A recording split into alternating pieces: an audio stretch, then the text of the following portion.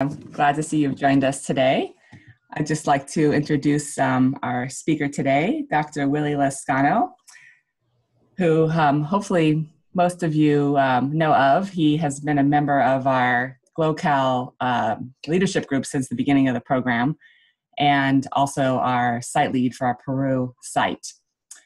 Dr. Lascano has a PhD in global epidemiology and disease control, and also master's degrees in biostatistics and health policy from Johns Hopkins Bloomberg School of Public Health.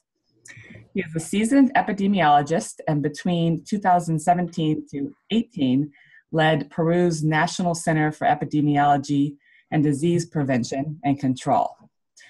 Dr. Lascano is an associate professor at Universidad Peruana Cayetano Heredia in Peru and has joint appointments at the Tulane, Johns Hopkins, Wake Forest, and Texas Medical Branch universities. He has published over 110 scientific articles and trained thousands of epidemiologists under major capacity building efforts of regional impact. We're looking forward to hearing his presentation today. Welcome. Thank you, Kim. And thanks for the opportunity to share some ideas. I hope this is useful. And my understanding is that, we're going to talk for a few minutes about careers and options and then have plenty of time later for discussion and questions. Is that the format? Yes, that'd be great. Fantastic. Okay, so let's move ahead in the next slide, to the next slide, please.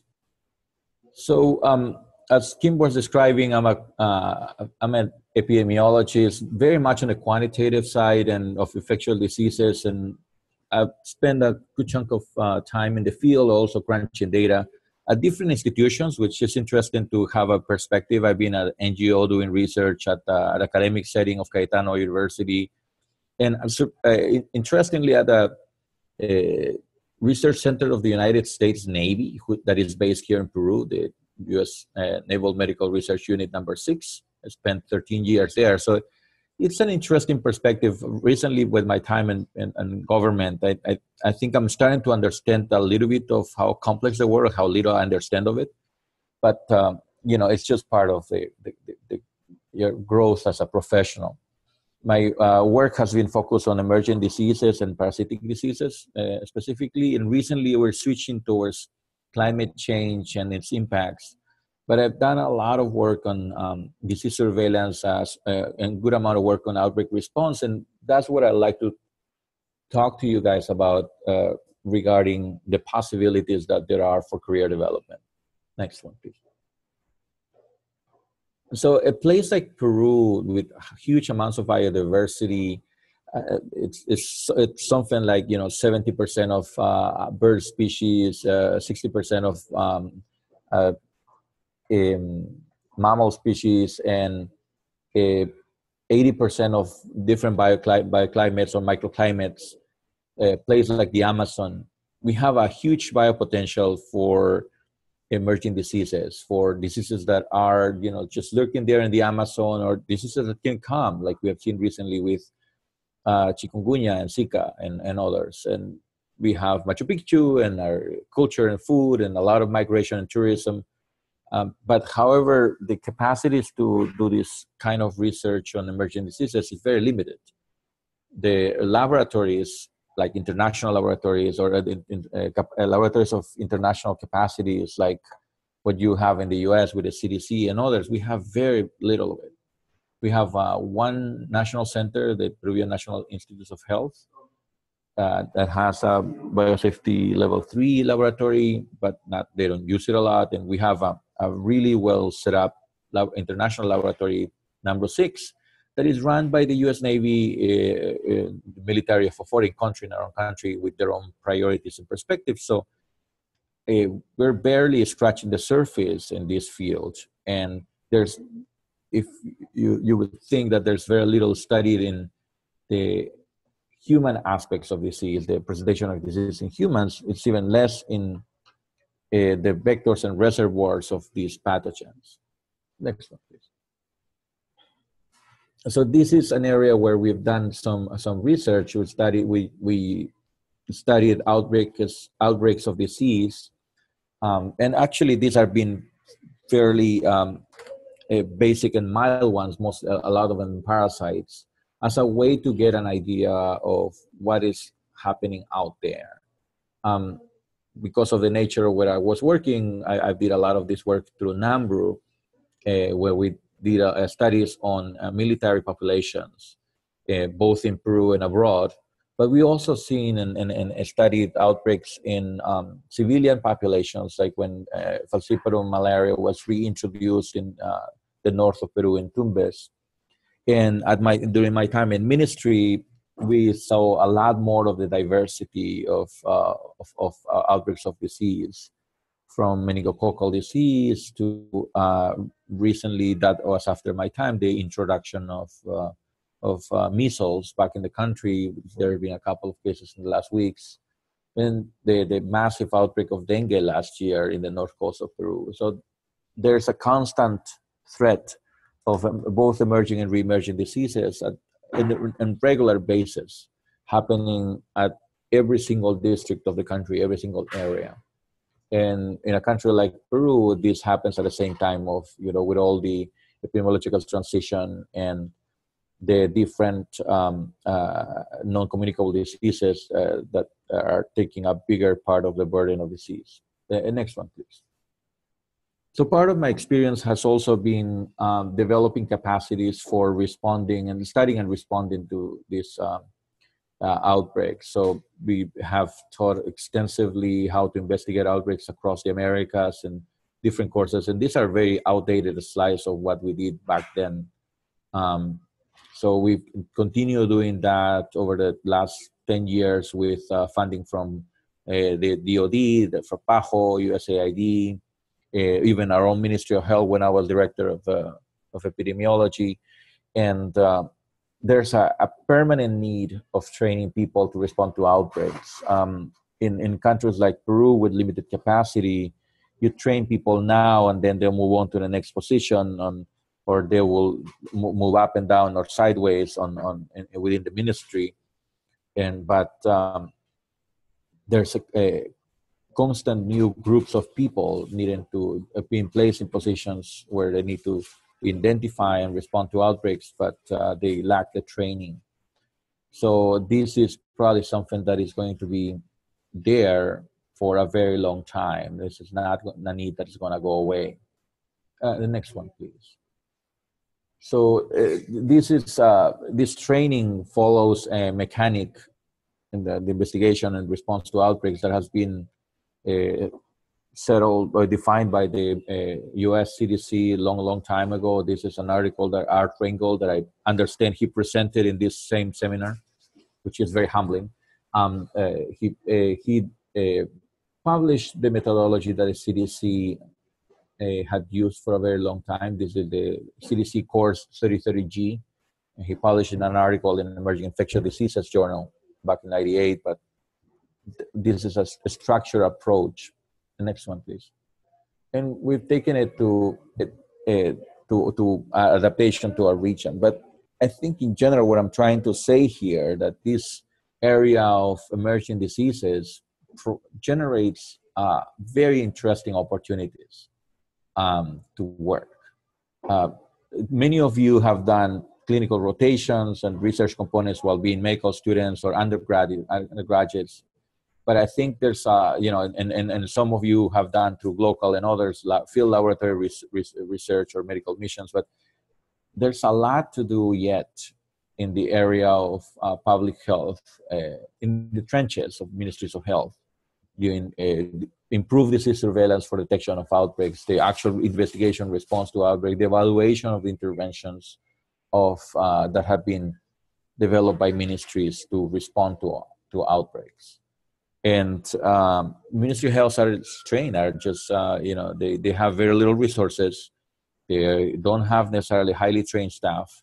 And this is an opportunity to really contribute to global capacity to respond to outbreaks, and something that could really make a difference. And I think the general term is just come. They probably need some ways to identify what opportunities are, but I can guarantee you there's a lot of opportunities in this area. Next one, please. And a lot of these comes in, just going and committing to a country and, and trying to find a place where you want to work and staying there and starting building capacity to the point that you're already a known value and you can just expand your collaboration. And I understand that at this point in the career, it may seem far and difficult to do something like this. But it's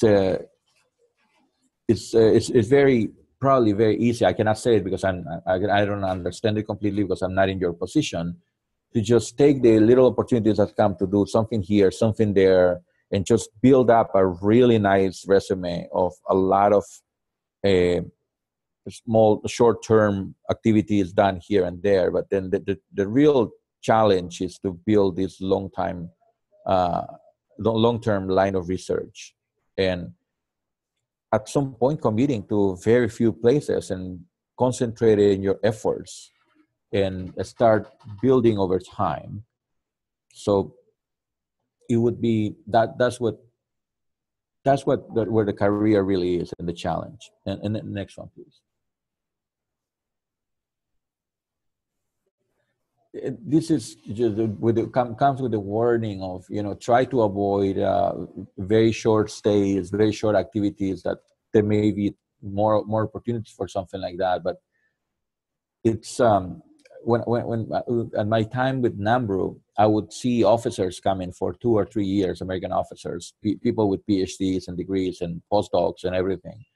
And even at a very structured organization with a lot of resources, the joke was always that it takes 6 months to find where the bathrooms are.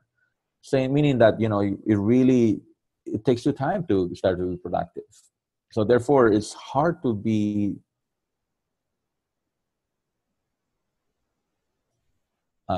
so there's this warning and a caution about short time, because in some of these short-term activities can actually be more burdensome to local capacities than others.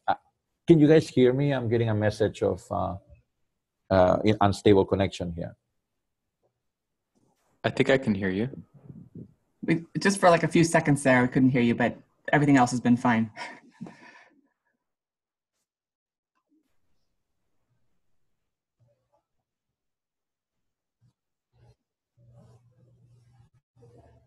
Sorry, I couldn't hear that well. Can you please repeat? Oh, I mentioned that you did go out there for a few seconds, but then you came back. Okay. Should I try to repeat something, or? Oh no, I think we pretty much got most everything. It was just maybe like part of your sentence that was missing there. Okay. All right. So maybe we can move ahead to the next one to start having time for discussion. So definitely one of the big issues in discussion nowadays in global health is medical missions and something that can deviate and turn into what's called volunteerism. The fact that all these opportunities can just generate exposure and activities with very little benefit for the host country, the host nation where activities take place. And I mean, there are ways to address needs, and we work evaluating short-term medical missions. This paper published in 2015, American Journal of Tropical Medicine Hygiene, in identifying that if you identify the needs, if you address the long-term issues in the best way you can, you may be able to have a greater impact with short-term missions. But there's still a big question mark whether they are effective, or they can even have negative effects, affecting the trust that community has on their own services, and they start preferring to wait for the gringos to come. So again, just caution there to pick well things that can be of benefit for everybody if possible. And next one, please. And the learnings I had from my mentor, back in the days where there was really no funding for global health, like talking about in early mid 90s, I would hear him on the phone, and he would get the students would call him, say, Dr. Gilman, I want to work in Peru. I want to go and spend 3 months, and he would just say, just come, or he would respond to a 2-page email explaining everything that people have planned to do with their life and everything. Just write a short, just come. And it was that. I mean, back then when there was no funding for this, when your schools would oppose to you taking a leave of absence for a year or in medical school or in your academic program to go and get distracted in a weird country like Peru. If at that time you had the guts to go there and commit to a certain number of months to do something, that was a big first step, a big level of commitment. And Bob has worked in Peru since the early 90s. He moved to Peru from 95 or 85 or something like that to 2003 when his daughters finished high school in Peru and went to the US to do college. And then he couldn't keep it running any longer, but he really committed to place. And now he says this funny expression, this Brooklyn guy, really, really funny. You should meet him at some point. It's so much to learn from him. His expression is, we need him like a hole in the head, meaning he wants us not to need him.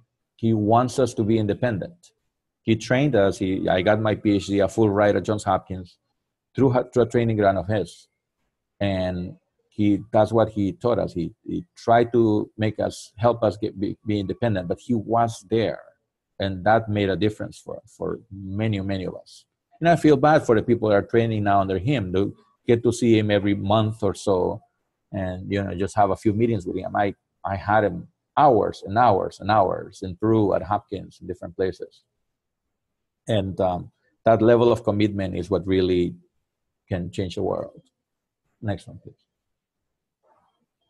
So, this comes from the criticism, the global criticism or the general criticism of global health for its lack of bidirectionality, reciprocity, and the balance of where things go and where are things being built up. We scientists from low and middle income countries, we want a more balanced table in which we just don't receive students. We build the same things that you're building in your countries, in the US and Europe. Next one, please.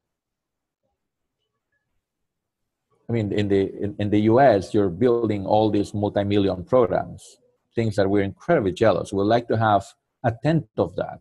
We would like to have one center of global health for every 10 that you have in the US, but we don't. It's not happening here. And it's also part of the problem, it's a definition of global health that really doesn't work for us. It works very well for you guys, but we still don't see it. And we're working, one of our Fogarty fellows is actually working on studying how people define global health here than in the South, or if there's a different concept that is more applicable to us, like One Health. It's very applicable, integrating the health of different systems or planetary health. But global health, for us to have been working in international research for a long time, it's failed to see where it fits.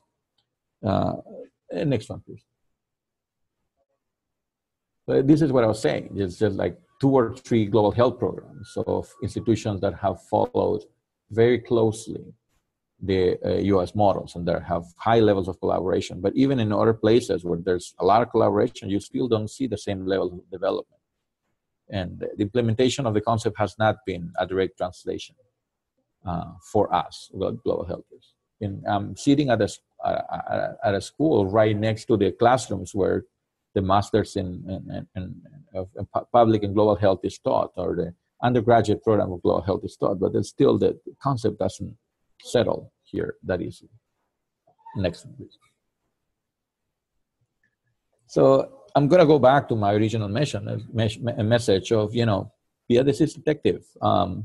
There's a lot of fun stuff happening every single day with outbreaks. If you look at ProMed, if you look at similar websites, there's always something big and important going on. And this is in the hands of ministries of health with very little resources. They are in charge of the response to the world. I mean, basically, because if we don't address it in our countries, it may reach yours. So there's a lot of need there to go to go do field studies right there, right then, on the spot. It's very different research. It's research in which you have a very short response period, and where there's a lot of non-scientific elements more present in the research, like politics and economics. And there's a growing community for this area. Next one, please. We have a field epi course that we teach every year with UTMB, with Tulane, and students from some other universities. We go through the processes of how to conduct field investigations and do interesting and unusual stuff. We collect rodents, we collect mosquitoes, do necropsies in this biosafety level 3 field gear, and study the disease when it's being transmitted. And we show the basic methods. And this is just an explanation of how things are done, but the real work takes place working with governments and working with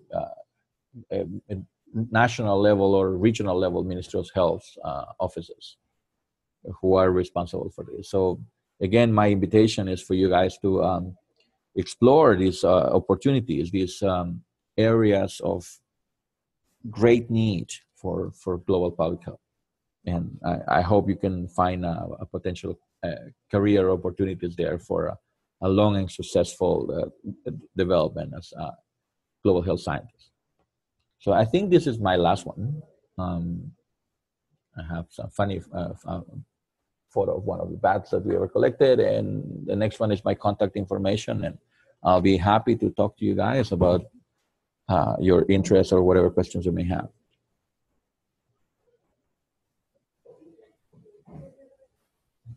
I think that's it for me.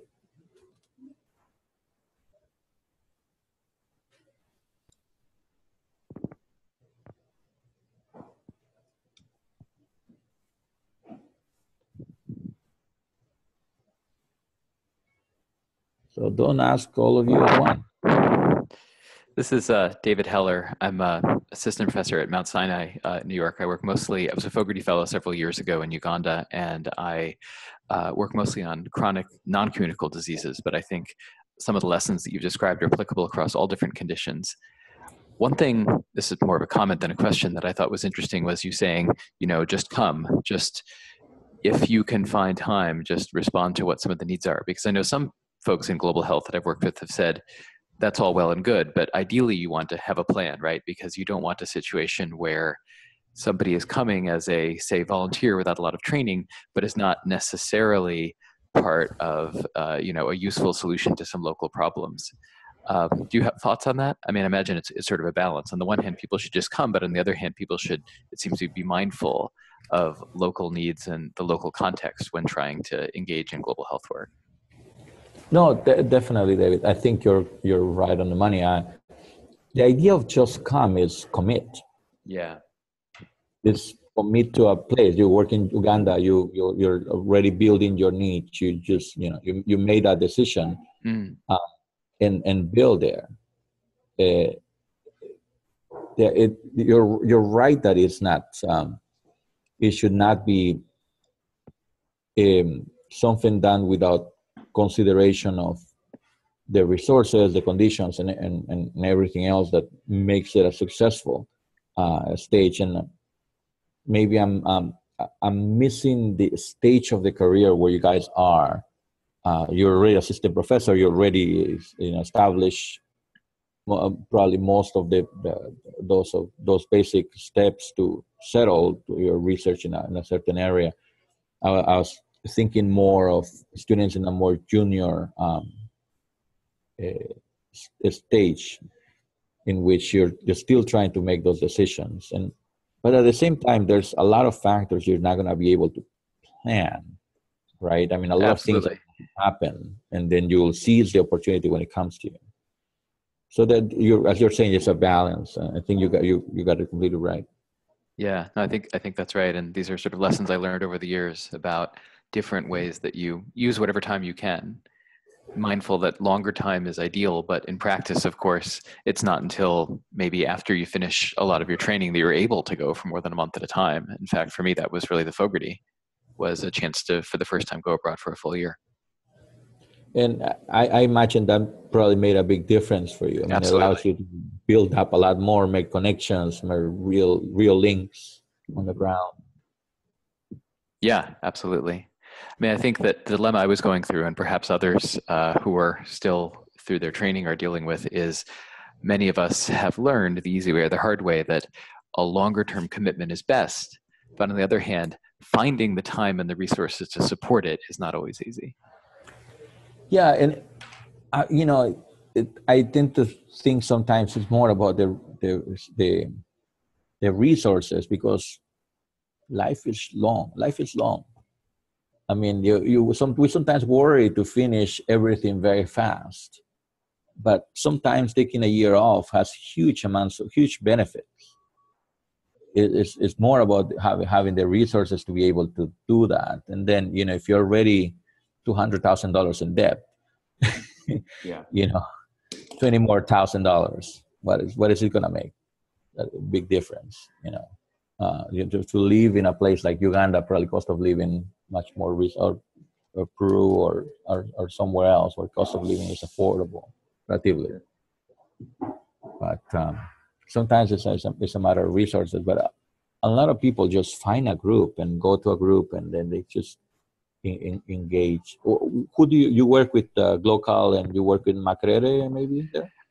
Yeah, somewhat. So briefly, I worked with a UCSF study. I did my GloCal through UCSF in California that was associated with Makerere and was basically a large HIV trial that was also testing and treating people for hypertension and diabetes. And I was involved in the evaluation of that part, the question of whether you can use HIV programs for the control of non-communicable diseases like hypertension. Mm-hmm. Yeah. And talk about emerging diseases, not emerging infections, but emerging diseases. A lot of these non-communicable diseases are emerging in our country, so have emerged. We just have not paid attention to them. Yeah, absolutely. Yeah, we purposely named our unit "Emerging Diseases and Climate Change" and not "Emerging Infections and Climate Change," because we wanted to broaden the scope of our work, not just to capture a larger potential side of the market, but also because really we realize that diseases that are going to emerge in the future are not just going to be infections. It's going to be a lot Absolutely. of things. Thanks. No, thank you. Thank you, Dave.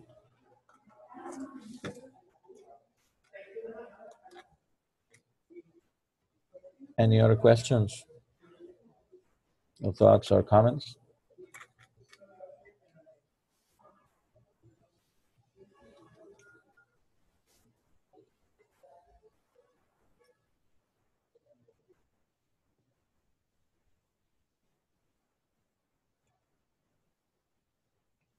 Okay. Maybe something else to add here. I imagine that some of the audience are also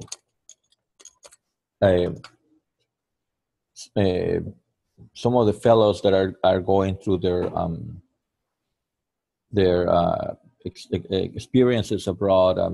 We always talk about the cross-cultural sensitivity, and I think Fogarty and GloCal do a very good job and highlighting the importance of those issues. But I cannot emphasize enough the importance of linking to individuals and people on the other side. I mean, like connecting to people. I mean, we see relatively often fellows of different programs just living in their expat community or in the expat groups and missing out on the opportunity of mingling with others. And I'm guilty of that myself when I went to the US and I spent a lot of time with my Latino buddies, playing soccer and dancing salsa. But I guess it's kind of natural, but then you realize how much you miss out on getting to know a culture and understanding differences that later will be probably very helpful when you're trying to mentor trainees or younger faculty from the host country. So it's very, very important to understand in a very not judgmental way your counterparts and your colleagues and your peers from the host country to try to be more effective. And it's not just as a matter of respecting the differences, but also taking advantage of them and understanding how they work, and taking advantage, of course, in a positive way, for making the collaboration more fruitful, more valuable. How our countries, our low and middle income countries, tend to be more vertical, more hierarchical sometimes, but also they tend to be very welcoming and in other ways. So it's a weird balance sometimes of how we're different and we're the same. But we push you away through verticality, and then we hug you, kiss you in Latin America, or things like that. But that's a terribly important issue to understand and to try to incorporate as part of your work if you can. Just wanted to add that to the talk, as we haven't had. I didn't put it in the slides.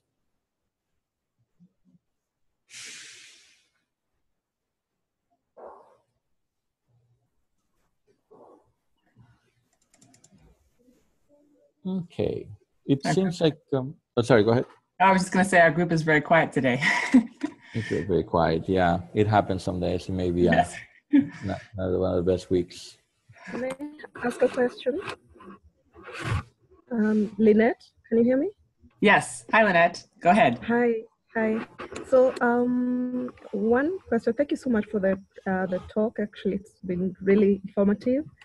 The question is, a lot of the time when it comes to global health, we tend to have this perspective of, I don't know, it's sort of being driven from like Western countries and their input in, let's say, Africa or low and middle income countries.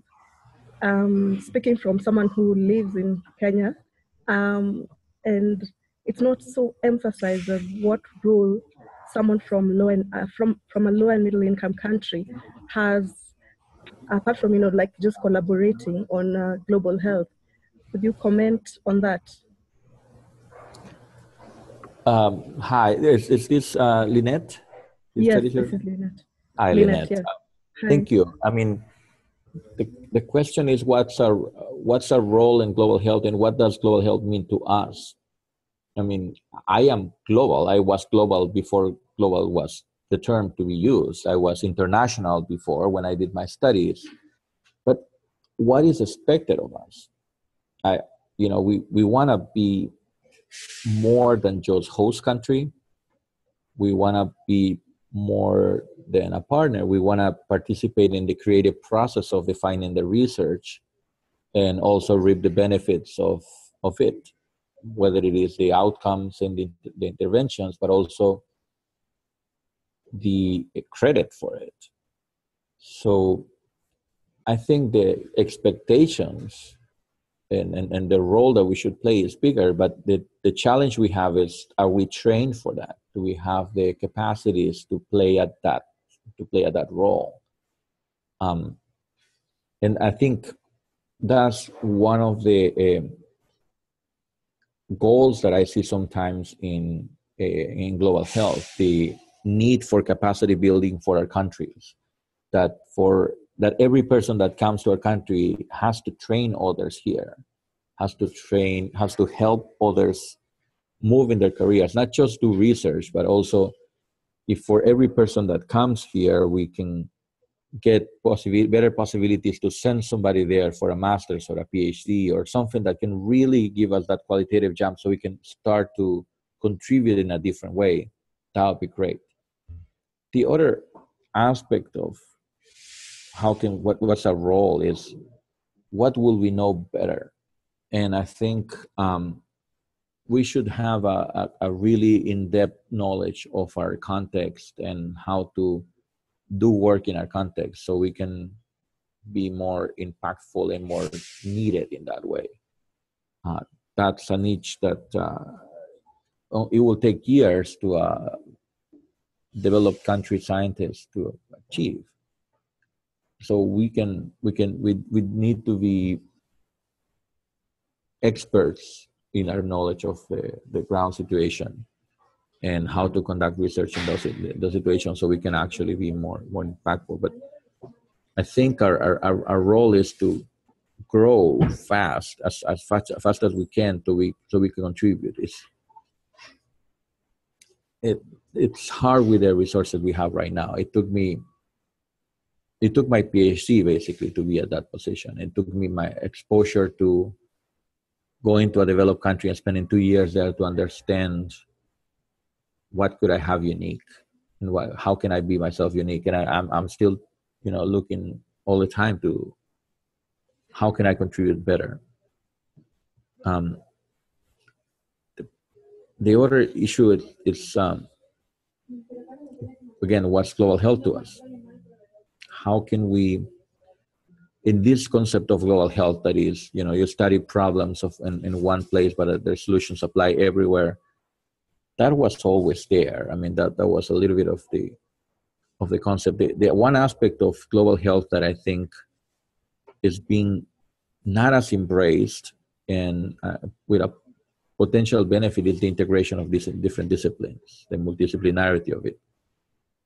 And again, maybe that's something that we can bring to the table. We can integrate others, or we can identify the need to integrate others. But we need to work on a definition of global health that is more applicable to us, and in that definition, identify our roles. So that's a little bit of my rambling, Lynette, for a very important question that you make. What is our role? I think you're on mute. I see you talking. Oh, sorry. It does make sense. Thank you. Thank you for your response. Yeah.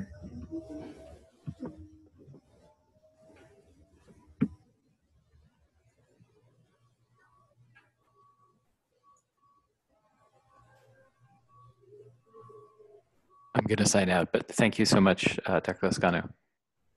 Oh, thank you, David. Right. Nice talking to you. Thank you. Hello. Thank you. Bye-bye. Hello. Hello. Yeah, I just want to say a big well done on your publications. It is over 100 publications. That's a lot. So I just want to say well done. Oh, thank you. Thank you. Right.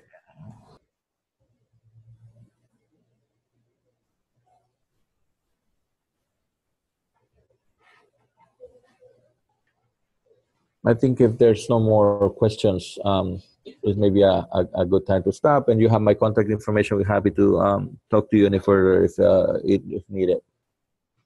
Phone is also WhatsApp. Great. Well, thanks so much for the presentation. That was great. Thanks everybody for joining, and have a good rest of your day or evening.